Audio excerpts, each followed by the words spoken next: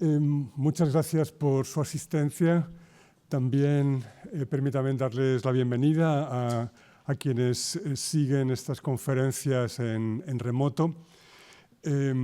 Gracias a la Fundación Notariado por hacer posible la celebración de esta cátedra, la que venimos escuchando desde hace semanas de la mano de la doctora Schmidt-Burkhardt, a la sazón titular.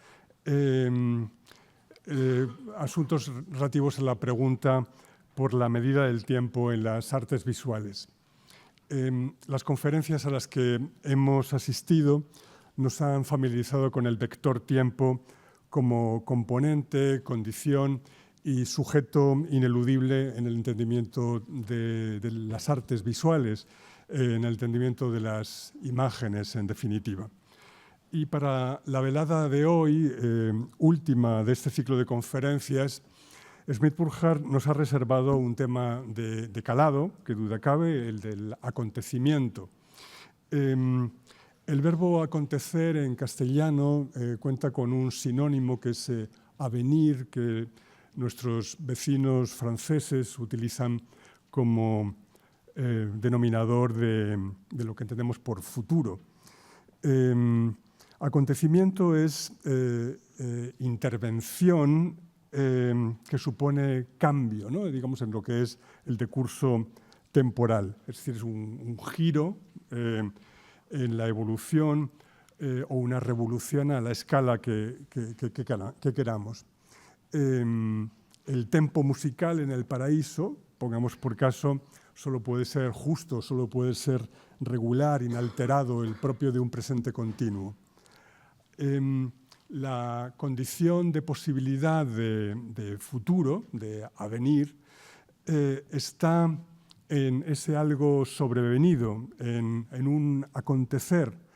En música se emplea ese término que es el tempo rubato para el tempo alterado, que es el más expresivo de la música, el que permite verdaderamente mayor libertad en la composición. Decía Antonio Machado eso de que poesía es palabra en el tiempo. Bueno, pues imagen en el tiempo podría ser también un descriptor para la pintura. En cualquier caso, en torno a este término, acontecimiento, va a girar la conferencia de hoy y esta conferencia también es el último acontecimiento, al menos en lo que se refiere al ciclo de conferencias de esta cátedra, que mañana continuará con la última sesión del seminario.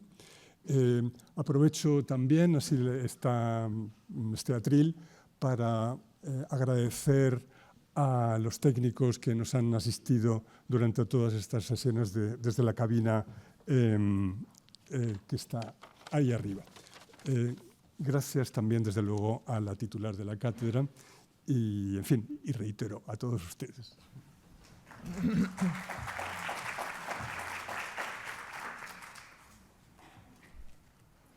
Quiero darles a todos la bienvenida a la última de nuestras conferencias de la Cátedra del Prado.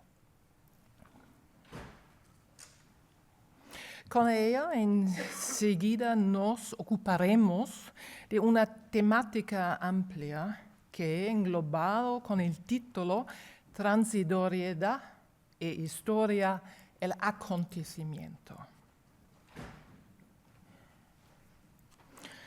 No deseo poner fin a estas conferencias sin expresar mi más sincero agradecimiento a todas las personas que han hecho tan cómoda y agradable mi estancia dentro y fuera del Museo del Prado. Permiten que transmita un agradecimiento colectivo, ya que no conozco el nombre de todas las personas que me han brindado el trato más cordial. En primer lugar, debo mencionar al equipo del Centro de Estudios, que se ha asegurado de que nunca me faltará nada. A los responsables de audiovisuales, que han trabajado con discreción y cuidado para que pueda impartir estas conferencias con comodidad. He podido admirar el saber de los vigilantes de sala que conocen esta casa como la palma de su mano y no dejan de sentir pasión por sus obras. Me cuesta imaginar bibliotecarios más atentos ni seminarios más estimulantes y con estudiantes más prometedores que los que he encontrado aquí. Hay, eso sí, un nombre que no puedo dejar de mencionar, el de Javier Analdo, espíritu recto del Centro de Estudios y fuente de inspiración para todos, yo incluida, en el flujo del tiempo. Muchísimas gracias a todas y todos.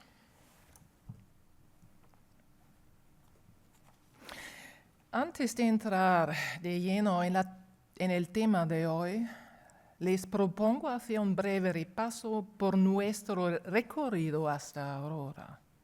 En las semanas anteriores nos ocupamos de concepciones imaginales que permiten dos cosas. Por un lado, aprender el tiempo, una magnitud que, aunque lo impregna todo, es abstracta. Y por otro lado, objetivarlo visualmente en el espejo de las obras de arte.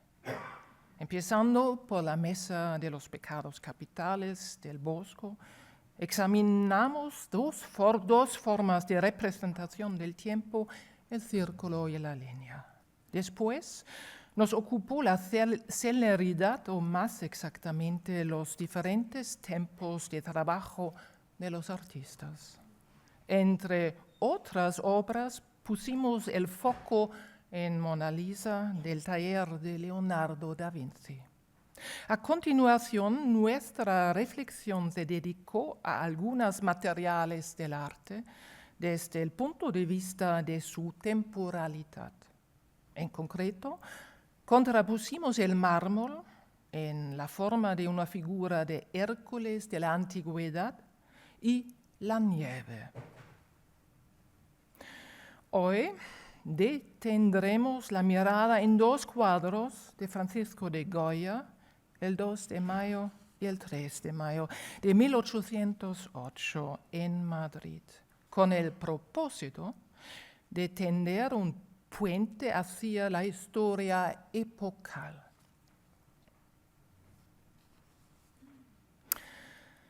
Mis reflexiones girarán en torno a las siguientes preguntas. ¿Cómo se convierte el tiempo abstracto en historia objetivada? ¿Cómo puede el tiempo estructurarse, incluso dilatarse o condensarse en la imagen y qué pretenden los artistas con ello? ¿Cuánto tiempo describen los cuadros de historia cuando representan acontecimientos memorables? Y, planteado de forma más fundamental, ¿cómo se elabora una narrativa historiográfica a partir de acontecimientos que discurren, que fluyen ininterrumpidamente? Por lo general, y esta sería mi primera respuesta, esto sucede dividiendo la longue durée, es decir, los periodos largos de la historia en pequeñas unidades de tiempo que sirven para ejemplificar algo. El acontecimiento es una unidad de este tipo.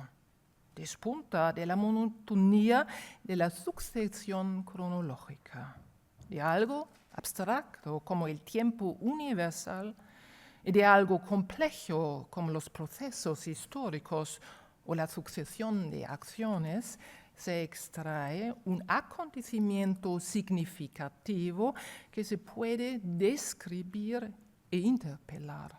A la vez, el acontecimiento se sitúa en una relación con un antes y un después, marca una transición, una diferencia. Así, y esa sería mi segunda respuesta, se crean conexiones susceptibles de causalidad. El acontecimiento constituye la materia prima de la historiografía y es el patrón fundamental que caracteriza todo cuadro de historia. Ciertamente no existe nada en la historia del arte que corresponda ya sea Ciertamente no existe nada en la historia del arte que corresponda ya sea al siglo o a su 10ª parte. Esta tajante afirmación la hizo el historiador del arte estadounidense George Kubler en 1962 en el libro La configuración del tiempo. El diagnóstico de Kubler se puede tanto acentuar como generalizar. Los acontecimientos son sucesos de corta duración. Unos pocos días, a menudo solo unas horas, a veces cuestión de segundos, pueden provocar cambios profundos en el curso de la historia. Ya resulten de una iniciativa deliberada o sean fruto del azar, tienen un gran impacto y, con ello, la capacidad de determinar hechos durante décadas y siglos.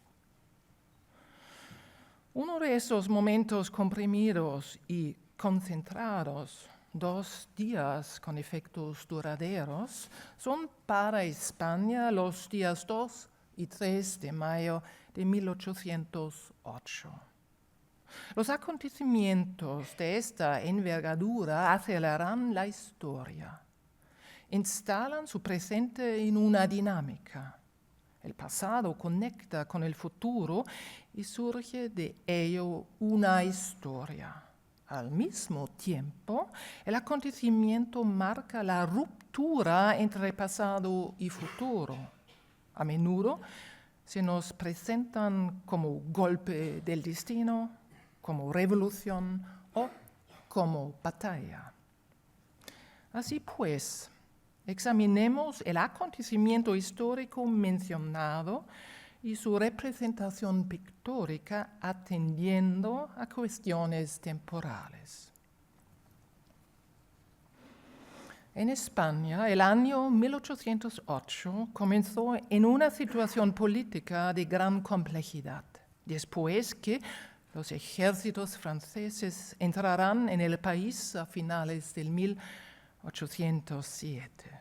La primera gran muestra de la resistencia española contra los invasores fueron 2 acontecimientos clave que han pasado a la historia de la nación como el comienzo de la Guerra de la Independencia.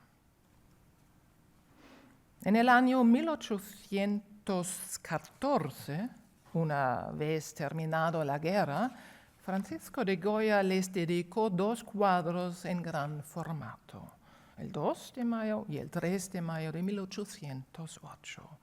Pero ningún acontecimiento de esa magnitud se produce de manera aislada, sin un antes y un después.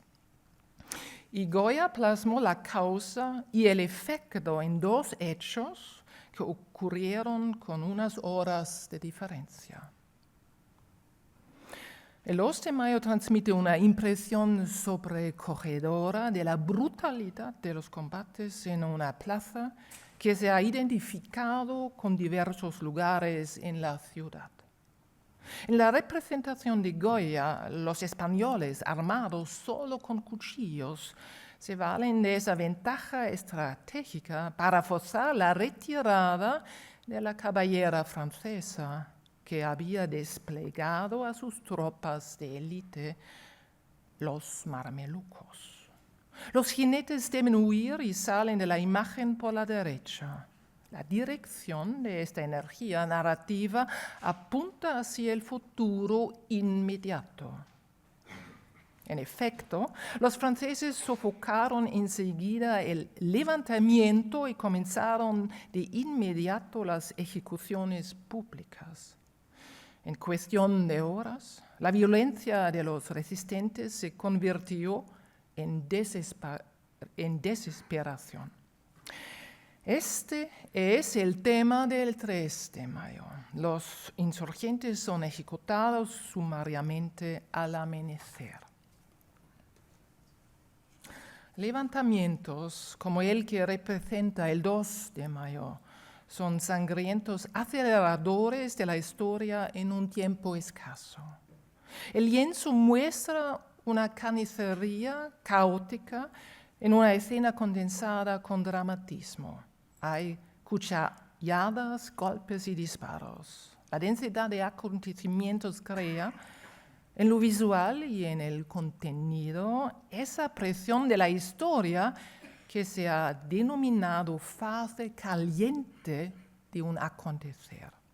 A ella pertenecen esos momentos cargados de energía y que, con su dinámica de transformación, pueden considerarse motores de la historia. Pero veámoslo con más detenimiento. El 2 y el 3 de mayo enlazan dos acontecimientos. Cada escena requiere un modo temporal propio que considere el contraste de los sucesos, la intención de los combatientes españoles y el efecto de su acción. Por un lado, brutalidad desatada y dinámica, por otro, desesperación en estado puro. Lo que el 2 de mayo sucede simultáneamente en un acontecer confuso y dispuesto en varios niveles horizontales ilustra una dinamización. En cambio, el 3 de mayo se produce una dilatación temporal mediante la diagonal de la incidencia de la luz que atraviesa el espacio de la imagen. Las dos escenas muestran que la temporalidad de los acontecimientos no se limita al plano de lo representado, más bien afecta a la pareja iconográfica en un sentido fundamental. Si en un cuadro la esperanza parece brotar fugazmente en el instante de mayor resistencia, en el otro, el curso de los acontecimientos se describe como el momento dilatado de una derrota. Los que acaban de ser fusilados yacen en el suelo, aún les sangran las heridas y su muerte está presente. Los que van a ser ejecutados escuchan la orden de abrir fuego. Enseguida caerán sobre los muertos. Al fondo, tan solo insinuados, hay más grupos que enseguida ocuparán su lugar. Enfrente estará siempre el mismo pelotón de ejecución y los mismos soldados iguales con el pie izquierdo adelantado, la culata de fusil contra la mejilla y el dedo en el gatillo hasta que suene la orden de disparar. Los tres tiempos, pasado, presente y futuro, están condensados escénicamente sin saltos temporales. Desde el punto de vista del observador, las imágenes figurativos o narrativos son siempre presentes con alusiones a lo que ha pasado ya y a lo que aún está por venir. En las imágenes el tiempo puede mostrar rasgos muy diferentes que están presentes de forma latente sin influir de la velocidad de acción del primer plano. Un contraste de este tipo es el día y noche. También Goya recurrió a él. En el día del levantamiento heroico, la acción está iluminada de forma uniforme. En cambio, En la oscuridad de la noche, una linterna ilumina la escena decisiva. El instante más angustioso de los combatientes que van a ser fusilados por los franceses. Estos dos cuadros no solo están relacionados temporalmente por el lenguaje visual de la iluminación. La fecha de los títulos sitúa ambos acontecimientos en una estrecha relación cronológica. Si se observan juntos, el 2 y el 3 de mayo crean una historia con 3 niveles temporales. Entre el combate y la muerte, entre el pasado y el futuro, hay destellos de presente. El héroe está arrodillado con la camisa de un blanco reluciente y levanta los brazos en una V. No obstante, el gesto de este modelo religioso puede interpretarse en un sentido muy distinto.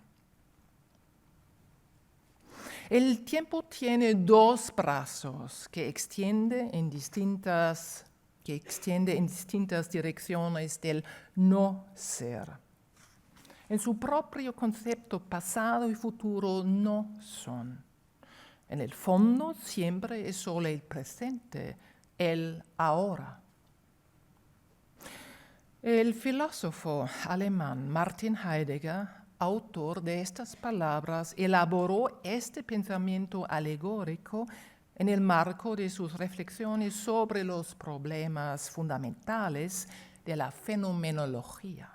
Sin embargo, a su manera tan propia y precisa a la vez, describió algo que constituye la esencia del tiempo. En nuestra percepción es una hora en cambio constante. Lo pasado y lo futuro, el ya no y el todavía no, escapan de la observación inmediata. El ahora se transforma en múltiples ocasiones en cuanto que sucesión de breves lapsos, como afirma Heidegger. Si trasladamos esta idea filosófica a las artes, esto significa que también las obras de arte solo pueden contemplarse de modo puntual, es decir, únicamente en el instante de una hora. El atractivo de la reflexión de Heidegger reside en preguntar cómo se ha tratado la concepción tradicional del flujo del tiempo en la teoría del arte. ¿Cómo pueden entenderse o hacerse comprensibles lapsos de tiempo en un medio estático como el de la imagen en las condiciones de una hora permanente? A continuación, me propongo mostrar que la observación de los 3 tiempos, pasado, presente y futuro, en la pintura es una labor de síntesis imaginal. Los medios visuales anteriores de la invención de las imágenes en movimiento permanecen inmóviles y son singulares. Aún así, siempre ha habido intentos de socavar ese inmovilismo. La teoría del arte ha elaborado con este fin el modelo de los 3 tiempos, que pretende explicar cómo puede crearse la ilusión de un tiempo de acción continuo. Al representar las 3 fases de una ejecución en el 3 de mayo, muerto, amenazado de muerto y a la espera de la muerte, Goya mostró que las imágenes de acontecimientos pueden ser adecuadas para procesos narrativos. Menos conocido, en cambio, es que el modelo de los 3 tiempos también se aplicó al retrato. Un buen ejemplo es el del artista barroco italiano Francesco Albani. En el apogeo de su carrera artística, hacia mediados de la década de 1630, este pintor bolonés comenzó a reflexionar sobre su oficio en un plano intelectual para hacerse también un nombre como teórico. Sin embargo, sus esfuerzos no tuvieron el éxito esperado. La obra que pretendía publicar nunca vio la luz. En cualquier caso, aquí pueden ver un retrato del pintor de 1635. Es obra de Andrea Sacchi, que fue su discípulo por un tiempo. Enseguida volveremos con él, pero antes retomemos las reflexiones de Albani. Conservamos algunos fragmentos de esas reflexiones gracias a su biógrafo. Carlo Cesare Malvasia recopiló y transcribió la correspondencia de Albani y la resumió en 10 páginas y media dentro de una obra de varios tomos con biografías de artistas poloneses. Estas cartas son lo único que ha sobrevivido del pensamiento y planteamiento teórico de Albani. Lo interesante para nosotros aquí son las reflexiones en las que opera con los conceptos iconográficos y con el tema del tiempo. Albani criticaba que sus coetáneos se limitaran a plasmar la expresión de los personajes en lugar de situarlos como agentes en una especie de continuo contemporáneo. En respuesta, Albani expuso su teorema de los 3 tiempos. Exigía a su gremio que hiciera comprensible en un único retrato pintado lo que el personaje representado estaba haciendo en ese momento, lo que había hecho y lo que se disponía a hacer. Dicho de otro modo, en un retrato debían leerse el pasado, el presente y el futuro. Si observamos con detenimiento el retrato de Albani, conservado en la colección del Prado, es inevitable tener la sensación de que Andrea Sacchi no supo seguir la máxima de su maestro. El retrato no muestra el menor rastro de su profesión ni de su dedicación actuales. Aunque es un busto, Sacchi solo trabajó en los detalles de la cabeza del maestro, perfilada sobre un cuello de color blanco y destacada del fondo marrón. Unas pocas pinceladas sugieren un torso corpulento, pero faltan atributos de pintor o de teórico del arte. Tampoco hay ninguna alusión concreta a los 3 tiempos. La exigencia de una narrativa inmediatamente reconocible que está en el núcleo del teorema de los 3 tiempos no era nueva ni siquiera entonces. Y Horacio apuntó la paridad de la pintura y la literatura con el dictum ut pictura poesis. En el debate barroco sobre los atributos temporales de las artes espaciales, pintura, y temporales, literatura, la postura de Albani permaneció curiosamente imprecisa, lo que puede explicar por qué el retrato de Andrea Sacchi se sujeta tanto a la convención. Por otra parte, Albani formuló su doctrina de los 3 tiempos mucho antes que teóricos y artistas más conocidos, como Nicolas Poussin, Charles Lebrun y Giovanni Pietro Bellori, aunque solo lo hiciera en el marco del intercambio intelectual privado. Con todo, la teoría de los 3 tiempos de Albani encontró defensores fervientes. A uno de ellos ya lo conocemos, el intelectual por cuenta propia, el Privatgelehrte austríaco Franz von Scheib, con quien coincidimos hace 2 semanas. Como vimos entonces, tras ver frustrada su carrera en la pintura, Scheib se volcó en la teoría del arte. Su trabajo dio lugar a 2 tratados en los que recogió con gusto ideas ajenas. Para la teoría de Albani no encontró mejor ejemplo que un retrato al óleo que el pintor de Cámara Imperial, Martin van Maytens el Joven, le hizo en los últimos años de la década de 1760. Pero dejemos que nos lo cuente el propio Scheib. El retrato vuelve los ojos hacia la derecha y parece meditar en algo.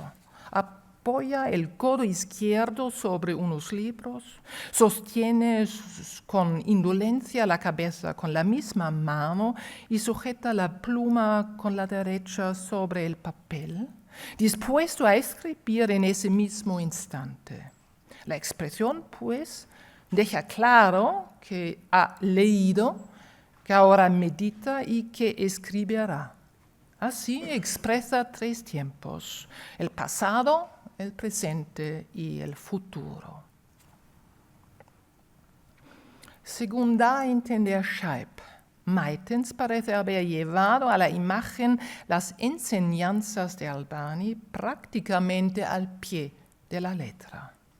En su recurso al pintor y teórico italiano, Scheib no se conformó con la doctrina de la mímesis, es decir, con el llamamiento a la imitación que durante siglos se exigió al arte como máxima.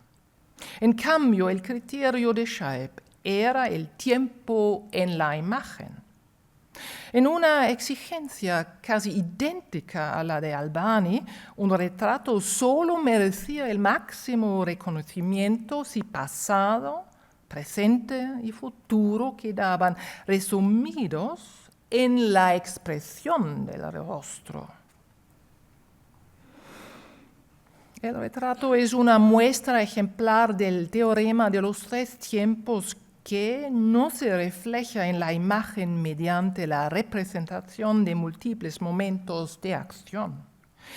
En el pincel del pintor, el tiempo pasado, presente y futuro de Scheib se condensa en un único momento que debe concebirse como un presente dilatado o, al contrario, concentrado.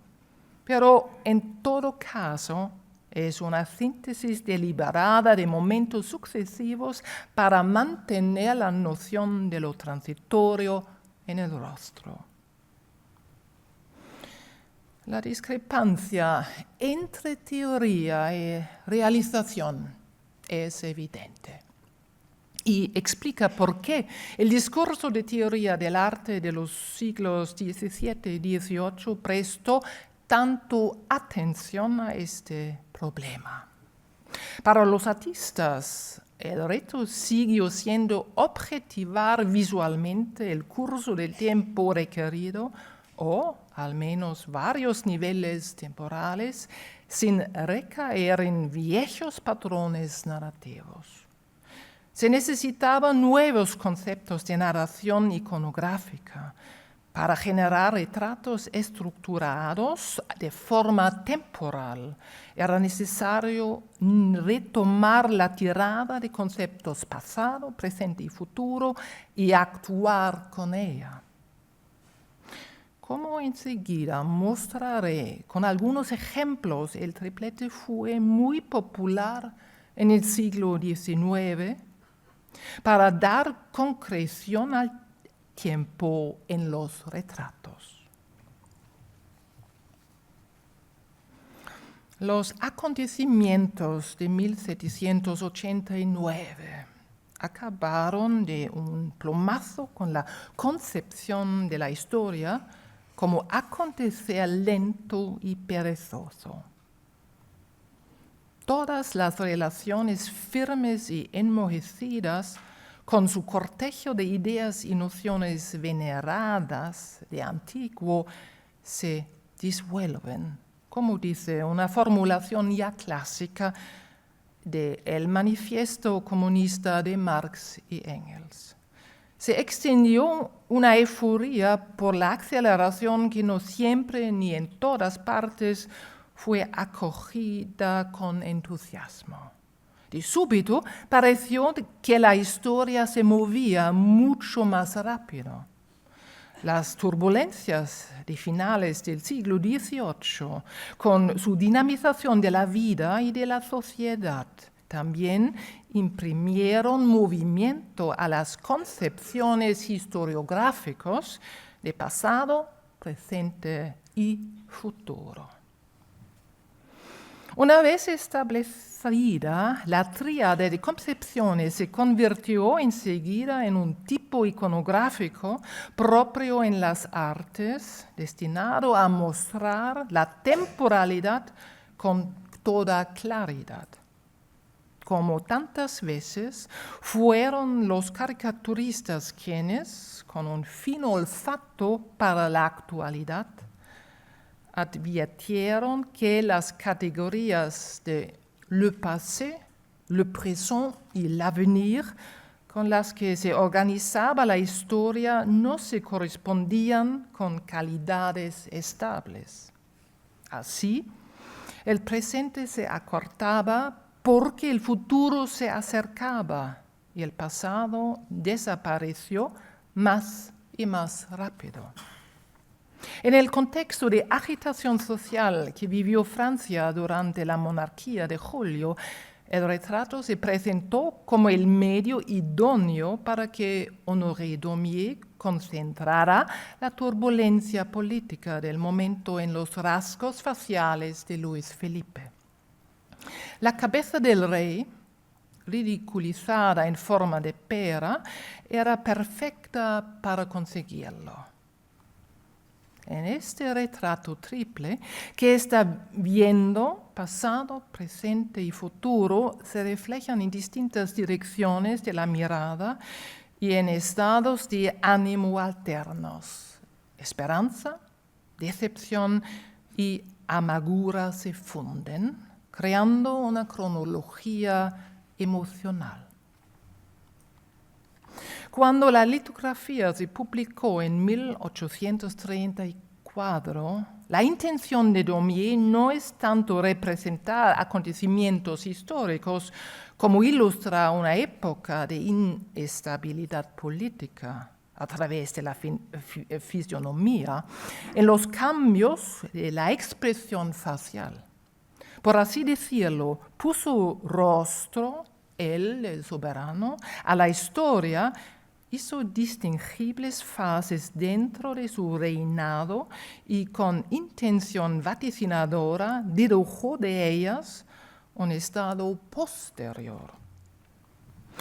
El retrato simultáneo con rango de tesis que Daumier hizo del futuro a partir de sus interpretaciones del pasado no estuvo muy errado.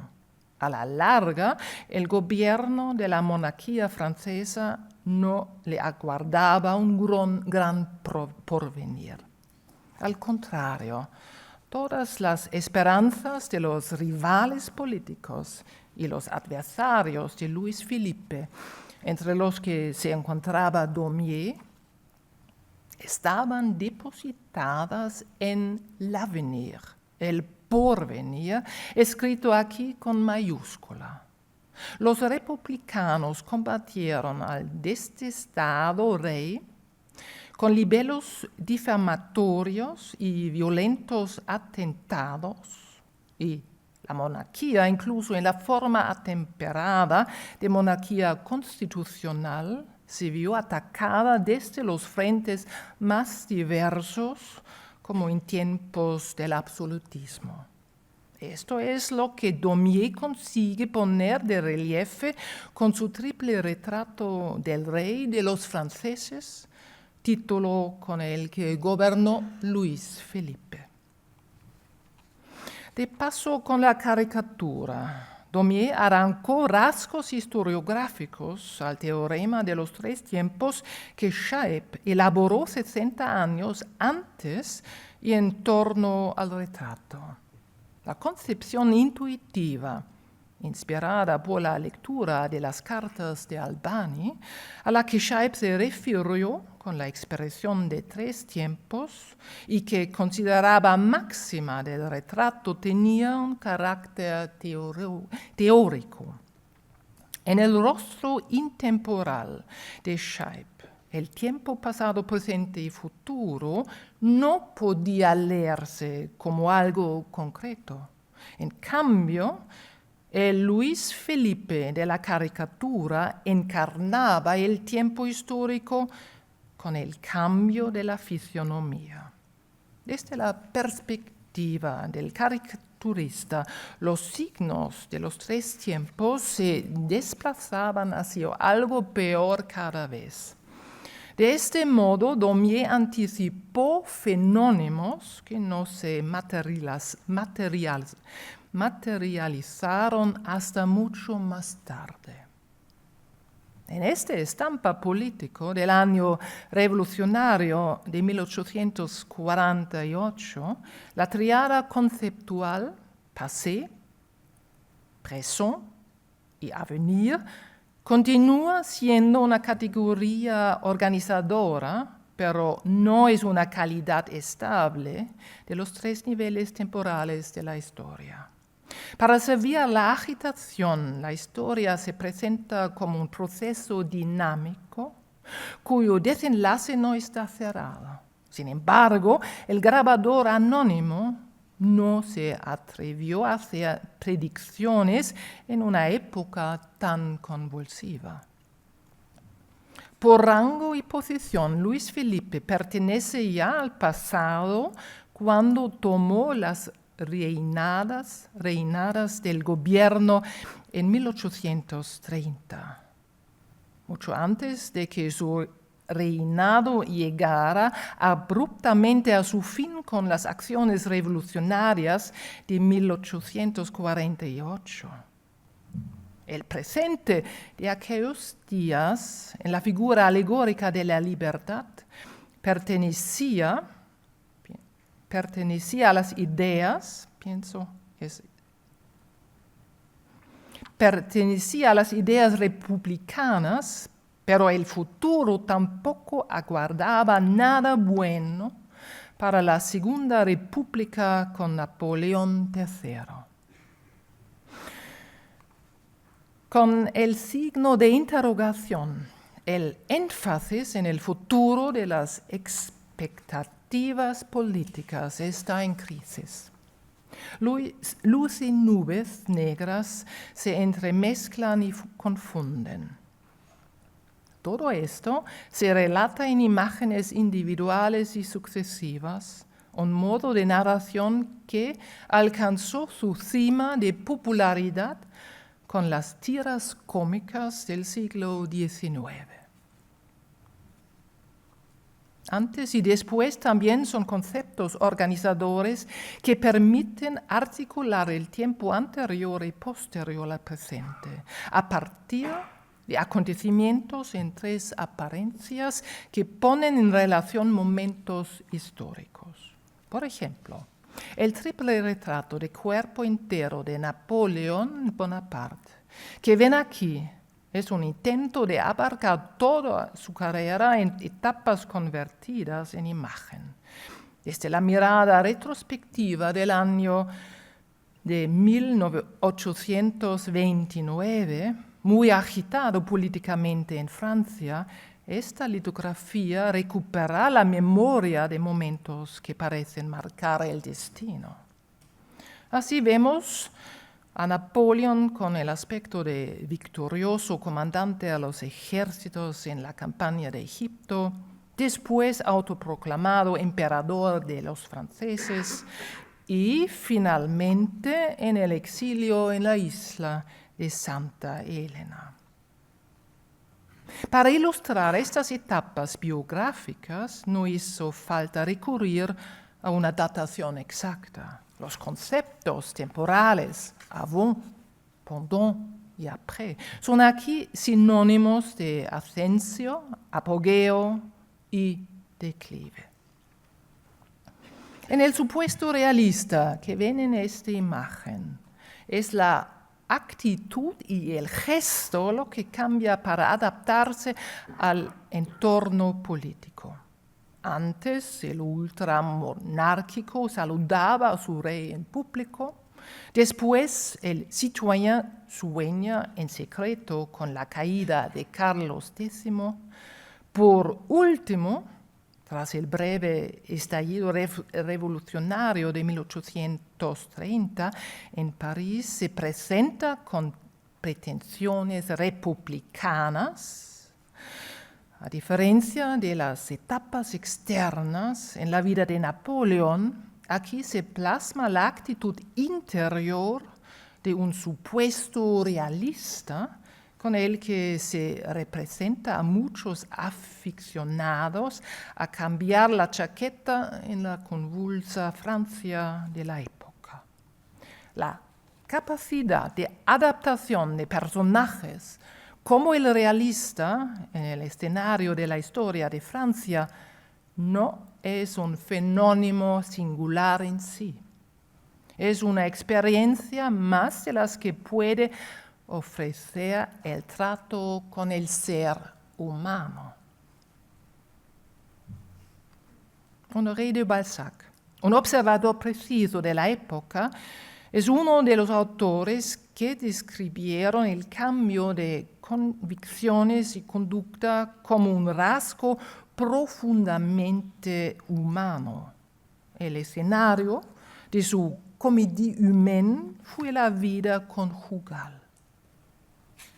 En Pequeñas miserias de la vida conjugal ofrece observaciones someras de la vida cotidiana de un matrimonio que, según Balzac, coincidía con las 3/4 partes de las parejas de buena posición. Él mismo tuvo una relación duradera con una aristócrata polaca. Por lo tanto, Balzac pudo apoyarse en experiencias empíricas compartidas por la inmensa mayoría de sus lectores. Para el capítulo Recuerdos y Lamentos, Bertal recurrió a la usual fórmula de antes, durante y después, para traducir en imagen el resultado de las diferencias con el curso del tiempo. Avant, a la izquierda, representa la seducción de los planes que se proyectan hacia adelante y llevan inherente el énfasis en el futuro. Après, muestra el cambio de orientación. El centro está vacío, es una suma de momentos discretos y está marcado por unos puntos. No es más que un intermedio y convierte el antes y el después en los polos narrativos. La secuencia antes, durante y después crea una sucesión cronológica de acontecimientos. Si se quiere, y en diálogo con Aristóteles, una acción cerrada que tiene principio, nudo y desenlace. Sin embargo, el durante no es un hecho explicitado como si lo son las descripciones de statu quo de diferentes estados emocionales de las 2 escenas figurativas contiguas. El hueco en el centro de la narración alimenta el gusto por la especulación. Podríamos resumir diciendo que la conclusión evidente de este espacio narrativo abierto es que en él puede ponerse cualquier cosa a partir de nuestra interpretación. Estos pocos ejemplos de imágenes trilógicas del tiempo proceden de un gran acervo aún por explorar de la Edad de Oro del arte gráfico de carácter popular, de la prensa crítica o de los libros ilustrados. Su difusión aumentó a pasos de gigante desde principios del siglo XIX, reflejando la creciente necesidad de formar una conciencia histórica. En conjunto respondían al interés general, por no decir a la necesidad fundamental de comprender mejor el propio presente, de que la Revolución Francesa estuvo marcado por transformaciones sociales radicales, ya sea encarnadas en personajes históricos, convertidas en estadio con los ropajes de una alegoría, o generalizadas en tipos sociales o figuras literarias. Estas populares imágenes del tiempo muestran lo que es la esencia misma de la historia, el cambio a través de la transitoriedad. Si no ha surgido ya, es ahora ante la generalización de los relatos ilustrados que recurren a la tríada conceptual del tiempo, cuando se plantea con claridad una pregunta. ¿Cómo abordar el problema del tiempo histórico usando las palabras del sociólogo alemán Georg Simmel? La historia explicó Simmel a sus oyentes en 1916, representa unidades dilatadas cuya continuidad imita la forma del acontecer, pero que no pueden llenarse con acontecimientos individuales. Esto es así porque esos sucesos aislados son átomos históricos, en cuanto que elementos históricos mínimos, cada uno de ellos solamente designa un único punto cronológico que no puede reflejar en modo alguno el acontecer real en su extensión temporal. Las reflexiones de Simmel sobre el problema del tiempo histórico tocaron un punto sensible de la época. El texto se publicó en plena vorágine de la Primera Guerra Mundial, con la que la continuidad del acontecer pareció desintegrarse en una miríada de acontecimientos. Esta circunstancia lleva de inmediato a preguntarnos cómo una multitud de sucesos en cambio vertiginoso pueden convertirse en una historia conexa. A su vez, con esto nos acercamos a un problema más fundamental todavía. ¿Cómo se convierte el tiempo en una narrativa histórica más amplia? ¿Cómo se generalizó como construcción histórica la concepción del tiempo basado en la tríada pasado, presente y futuro, y que se desplaza continuamente desde el punto de vista del observador? ¿Cómo debe valorarse el durante como separación entre antes y después, entre primero y luego? De esas cuestiones, precisamente, me ocuparé a modo de conclusión.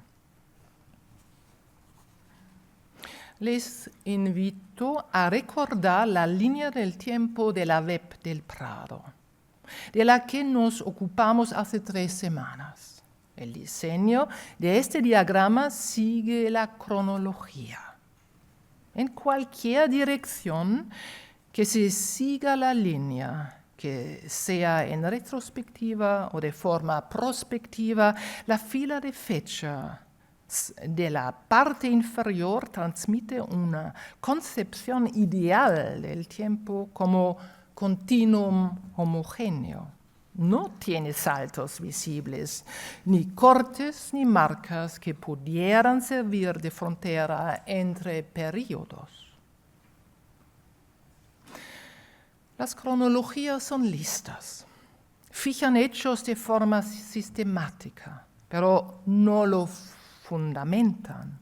Ofrecen un registro cuantitativo que no dice nada sobre la determinación cualitativa del pasado. Sin embargo, para que la suma de hechos se convierta en una historia dotada de sentido, hay que establecer nexos causales, revelar intenciones y explicar procesos. Esto exige trazar límites. Sirven de ayuda distinciones como antes y después. En otras palabras, se necesitan fisuras y diferencias. Articular la sucesión de acontecimientos y, en este caso, dividir la extensión espacial de la línea del tiempo en segmentos es inherente al propio concepto de tiempo, del latín tempus y del griego timene. La raíz etimológica de tiempo procede de fraccionar, de cortar o separar. Así lo mostraron las tres diosas del destino, con una estricta división del trabajo. Cloto hila el hilo de la vida, Láquesis decide sobre el destino posterior y al fin de los días, Atropos corta el hilo con sus grandes tijeras. El significado claramente alegórico de la imagen no le resta practicidad para ilustrar procesos históricos, ya que presenta el tiempo como una línea, hilo, y el acontecimiento último, la muerte, como cisura. Ideas como estas son las que inspiran a la ciencia histórica cuando sobre la base de la cronología define cisuras, comienzos y finales decisivos. La mano del historiador ordena los acontecimientos de la historia universal y la sucesión de todo se divide en unidades conexas, las épocas. La época es una de las figuras temporales más antiguas y importantes de la historiografía. Estructura el río del tiempo y sincroniza los acontecimientos entre sí. Las épocas ponen rostro al tiempo, más exactamente varios rostros por seguir con la imagen. El modelo de tres épocas para estructurar la historia puede considerarse prácticamente clásico. Lo encontramos en divisiones como edad bíblica, época romana y era cristiana, o en términos más actuales, en la categorización de antigüedad, edad media y edad moderna. La línea del tiempo del Prado ha prescindido de la división en épocas para transmitir una imagen de continuidad y homogeneidad.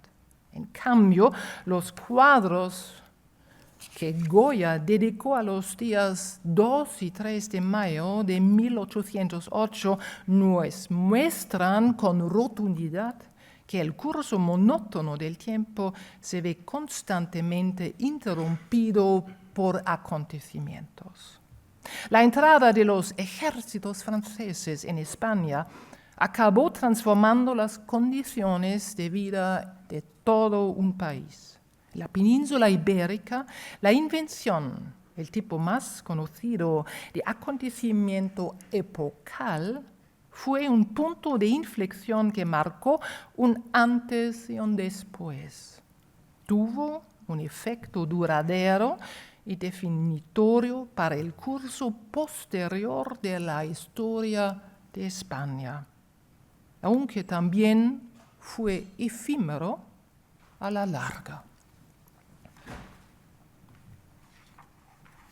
Señoras y señores, con esto termino también mi tiempo en este estrado. Solo puedo agradecerles nuevamente y siempre su presencia, su atención y, como no, las horas compartidas en 2025. Gracias.